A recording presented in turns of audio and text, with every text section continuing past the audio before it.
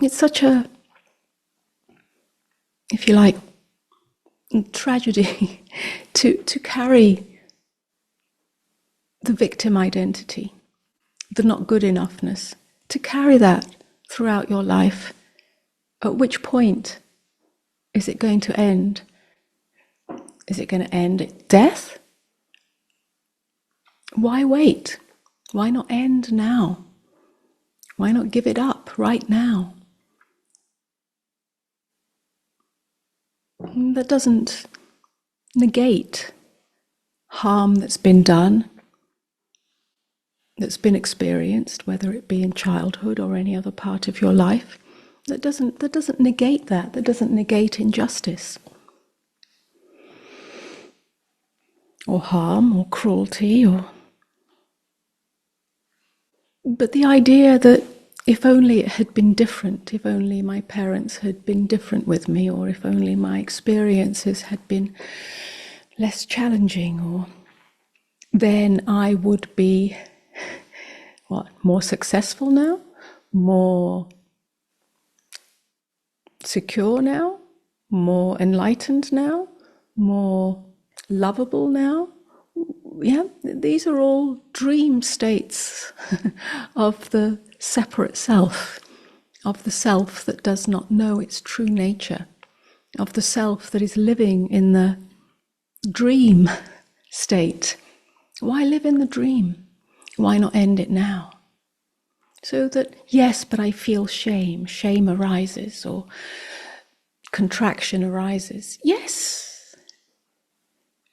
But even that is another texture that passes. If we allow that and meet it as a texture rather than a solid entity or an identity, then even this is okay, because it's part of the human experience. All textures are part of the human experience, even contraction or whatever it may be.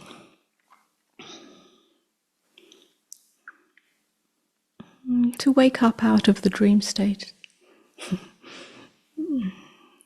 is the greatest,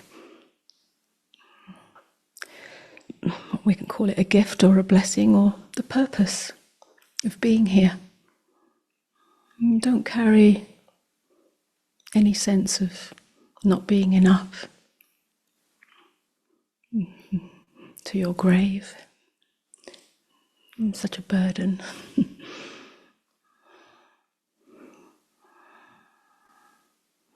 Don't carry it as a badge or an impediment. There are no impediments, only those that we believe them to be that. It doesn't matter what's happened to you, what you've experienced. That which you truly are is here, waiting to shine through. In fact, the more challenges we've had and the more difficulties we've faced, the richer we are, the more mature we become through life's experiences. The light can shine more brightly once we've seen through the dream state.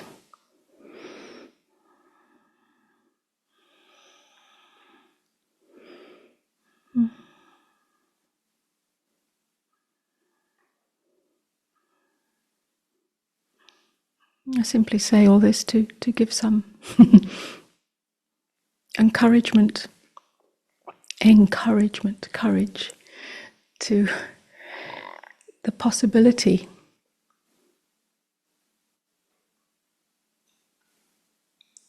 of recognizing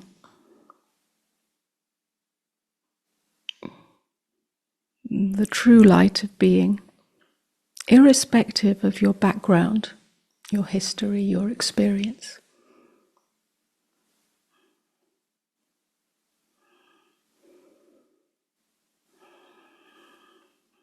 And some encouragement to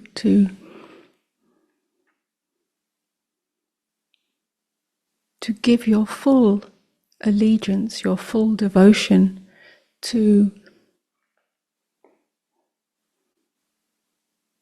the willingness to stop feeding the dream state, not through force, not through suppression, but through clear seeing. It's that willingness that is the key. I hear this too so often. Yes, I'm willing, it's what I want to be free. But, my mother did this to me, my father did this to me. I carry a lot of trauma in my body. Yes, and there is great compassion for the challenges and difficulties and darknesses of the human journey. But I really want to encourage you that ultimately none of that is a true impediment.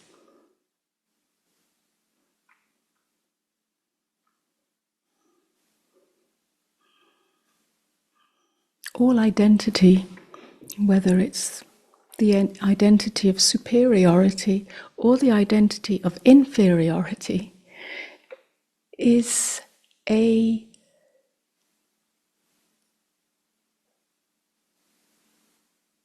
sticky